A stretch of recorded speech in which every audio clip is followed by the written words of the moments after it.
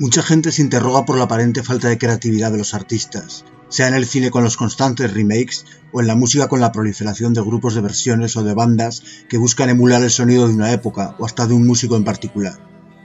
También gran parte de la población se desentendió hace tiempo de la pintura, la escultura y la arquitectura, renunciando definitivamente a entender los caminos por los que han transitado esas artes durante el último siglo.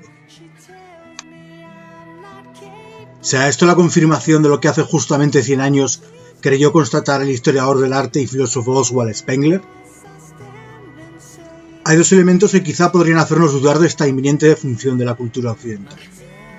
El uno sería el cine, el arte del siglo XX por excelencia, el cual nos ha proporcionado incontables y muy valiosas obras de arte en un formato que los artistas de siglos anteriores tan siquiera imaginaron.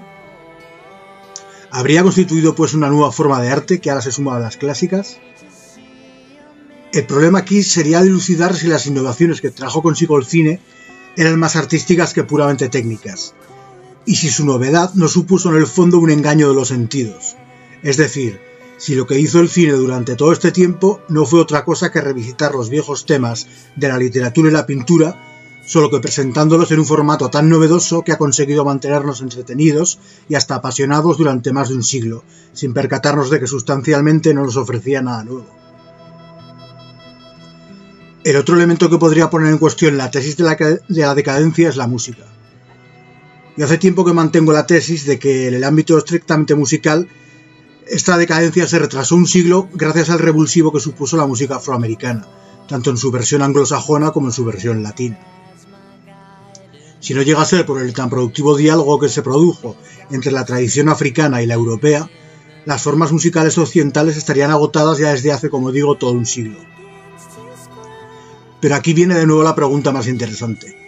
Pues más allá de cómo valoremos esta enorme revolución musical que se produjo a partir del blues y del jazz, cabría plantearse si no será, en vez de una prórroga durante la cual la música occidental pudo seguir mostrándose creativa y expresiva, más bien la confirmación de que las formas musicales propias de Occidente en efecto estaban agotadas. ¿Y si fue el rococó la última forma de arte plástico propiamente occidental? ¿Y si fueron Wagner, Verdi y Strauss los últimos grandes músicos occidentales? ¿Y si Occidente ya murió y no nos dimos ni cuenta? Yo soy el primero en sentir verdadera pasión por el jazz, el soul, el rock y el metal. Pero asimismo me pregunto si no constituirán esos estilos parte de una nueva cultura post-occidental en cuyos albores hemos crecido quienes nacimos en los siglos XX y XXI. Quizá llevemos, pues, por lo menos 100 años viviendo a caballo entre dos mundos, viendo morir lentamente el viejo y participando del también lento alumbramiento del nuevo. Del mismo modo que tras la caída del Imperio Romano subsistían muchos elementos de aquella civilización mientras nacían otros tantos característicos de la que estaba por venir, la nuestra, la que ahora parece estar por morir o haber muerto ya. Y cuando todo está en el aire, cuando todo es provisional, nuestra vida se convierte en un ensayo más que en una representación, en un simulacro experimento más que en una verdadera realización, en una permanente búsqueda de explicaciones, de alternativas, de ejemplos que puedan guiarnos. Somos como un turista perdido en una gran ciudad buscando desesperadamente una mínima orientación, unas primeras indicaciones para hacernos con el lugar. Pero ese lugar, esa ciudad, abarca toda la geografía y toda la historia, todas las tradiciones y todas las filosofías. Y entre ese inmenso abanico de posibilidades, entre ese ciclópeo archivo de cosmovisiones presentes y pasadas, debemos escoger, descubrir, por así decirlo, las bases sobre las que edificaremos nuestro nuevo mundo. Ya desde la Beat Generation en los 50 y la contracultura de los 70 y los 60, empezó a generalizarse el interés por explorar otros ámbitos culturales. Si bien la semilla de la seducción que Oriente ejerce sobre Occidente ya le habían plantado antes grandes figuras como Arthur Schopenhauer, Hermann Hesse y otros. No se trataba pues solo de las artes, sino de la cultura en general. Cada vez mirábamos más hacia afuera y menos hacia adentro, como queriendo huir de nuestro etos y nuestra identidad, lanzándonos en una búsqueda desesperada de otras referencias, otros valores, otra estética y otro modo de pensar el mundo. solo que esta huida no era solo un síntoma de agotamiento de un modelo, sino también una característica nuclear de ese mismo modelo, desde sus albores. La conciencia fáustica que Spengler identificó con el ethos de Occidente se define por el inconformismo, el hambre de infinitud, el perseguir sin descanso nuevos horizontes. Podría decirse, pues, que la fase terminal de nuestra civilización se expresa de forma única, de manera especialmente trágica o caótica, dado que los síntomas habituales de la decadencia, como son el desinterés por lo propio y el interés por lo ajeno, se ven potenciados por el carácter ya de por sí inconformista que distinguía nuestra cultura mucho antes de entrar en decadencia. Como dice José Javier Esparza, forma parte de la identidad occidental el negar la propia identidad. El extremado dinamismo que caracteriza nuestra cultura hace que por comparación todas las demás parezcan casi congeladas en el tiempo. ¿Y si tradición occidental fuese un oxímoron? ¿Y si la genuina tradición de Occidente fuese la ruptura, la vanguardia y la revolución, tanto en el sentido político como en el cultural y científico? Pero más allá de fórmulas idealistas y esencialistas, que por definición no admiten matices ni gradaciones, sí hay una cosa innegable. Ninguna civilización presente o pasada se acercó tan siquiera al grado de inconformismo e individualismo que ha caracterizado a Occidente. La cultura occidental fue única y irrepetible porque consistió en un dinamismo absoluto, en una fobia a todo lo estático, en un tren de alta velocidad sin frenos. En la conciencia y en la vida occidental, como en el río de Heráclito, nada permanece, todo se transforma y lo transformado vuelve a transformarse cada vez a mayor velocidad. La occidental es aquella mentalidad que nunca se conforma con nada. Esa es la razón de su rápido e inapelable progreso material e intelectual, pero también de su rápido e inapelable suicidio colectivo. Aquello que dijo Nietzsche de los españoles quizás sea aplicable a todo Occidente. Quisimos ser demasiado, llegar demasiado lejos y aspirar a objetivos demasiado ambiciosos. También como el viejo imperio español, exigimos mucho a otros, pero nos exigimos todavía más a nosotros mismos. Baste recordar la disputa de Salamanca sobre si era justa la conquista de América, la Declaración de Derechos de la Revolución Jacobina y la aún más ambiciosa de 1948. La Sociedad de Naciones, la descolonización, las ONGs, los planes de ayuda al tercer mundo, el liberalismo, el marxismo, el anarquismo y la larga lista de intelectuales dedicados a sacarle hasta los higadillos a nuestra cuanto más exitosa, más culpable civilización. Porque sí, es cierto que las grandes potencias occidentales como Francia, Gran Bretaña, España, Portugal u Holanda llegaron a dominar entre las 5 la práctica totalidad del orbe, y que sus imperios no fueron ni mucho menos ejemplares en todos los aspectos. Pero es cierto también que muchos otros imperios no occidentales, como fueron el omeya, el otomano, el mongol, el ruso o el japonés, dominaron algunos de ellos más territorio que cualquiera de las naciones occidentales, a excepción de España, si acaso. Pero sin embargo no fueron nunca tan críticos y tan exigentes consigo mismos. Así lo juzga también Pascal Bruckner cuando dice que Europa, a diferencia de otros territorios, es consciente de su propia leyenda negra.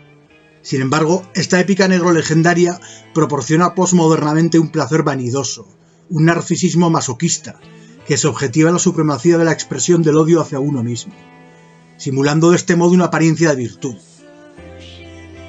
Sin embargo, continúa diciendo Bruckner, tras esta hipocresía de virtud se esconde el monopolio de la propia barbarie.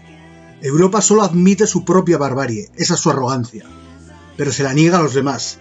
Encuentra para ellos circunstancias atenuantes, lo cual solo es una manera de negarles toda responsabilidad.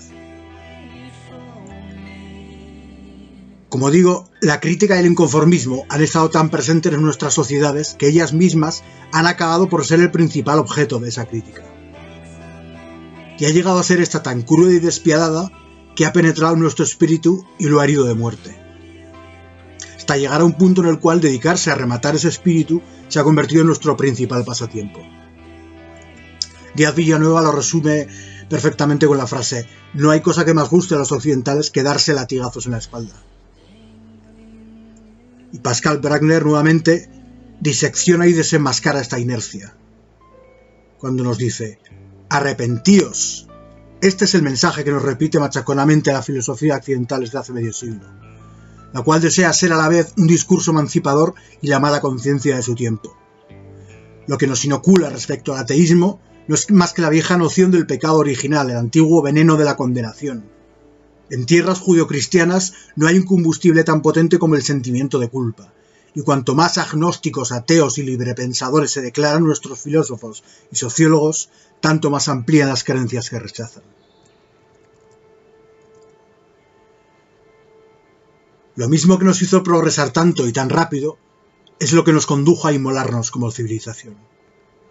Otras sociedades no lograron semejante progreso, pero tampoco sembraron la semilla de su propia destrucción. Occidente es un fulgor que atravesó la historia cegando a todos a su alrededor y que se extinguió tan rápidamente como había aprendido. Las otras civilizaciones contemplaron esa gran explosión en el cielo cubriendo todo el horizonte, la cual durante un breve lapso hizo llover un maná que alimentó su progreso material, pero dejó casi intactos sus vetos. Así, la cultura occidental desapareció, dejando como legado sus logros materiales, y el resto de culturas siguieron su sosegado camino, acordándose de vez en cuando de aquel tren que causaba tanto estruendo al pasar, pero que un día, sin previo aviso, dejó de hacerlo. Pero este final, tan deseado por aquellos críticos despiadados, no significa lo que ellos imaginaron. De hecho, significa la muerte de esa actitud inconformista y de esa crítica despiadada. La gran paradoja es esta. Defender hoy la tolerancia, el pacifismo, el universalismo y el multiculturalismo más allá de cierto límite, elimina la posibilidad de que esos ideales subsistan mañana.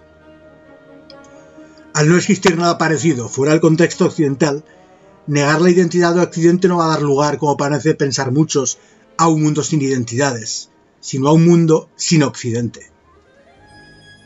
Y ahí es donde radica la insalvable contradicción, porque un mundo sin Occidente significa un mundo en que nadie o casi nadie defenderá ya esos ideales tan preciados por los enemigos de la identidad. Quizá después de hacer esta reflexión entendamos pues algo mejor esa huida hacia adelante que caracteriza nuestro tiempo, asunto que desarrollamos en el anterior podcast. Somos presa de una trágica paradoja. El conjunto de cosmovisiones que han dado forma a nuestras conciencias se proyectan de forma natural sobre el orbe entero, comprenden a la especie humana como una unidad en nombre de la cual nos atrevemos a proponer 1000 proyectos y 1000 normas. Y una vez abstraídos del lugar geográfico y cultural desde el que hablamos, olvidamos por completo que esa conciencia universal, esa mirada que pretende ser transversal a todas las sociedades humanas, es en realidad un particularismo de nuestras sociedades occidentales y modernas. No podemos escapar a nuestra identidad anti-identitaria, y cada vez que creemos haberla trascendido, descubrimos con espanto que la misma voluntad de trascenderla vuelve a delatar nuestro origen.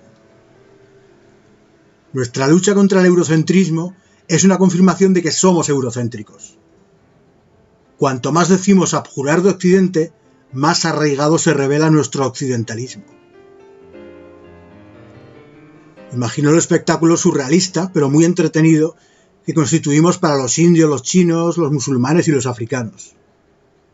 Nuestras constantes cuitas y desvelos solo pueden motivar la mayor hilaridad o el mayor desconcierto para los miles de millones de personas en el planeta que todavía, por suerte o por desgracia, no se han contagiado de nuestra peculiar y conflictiva forma de entender el mundo.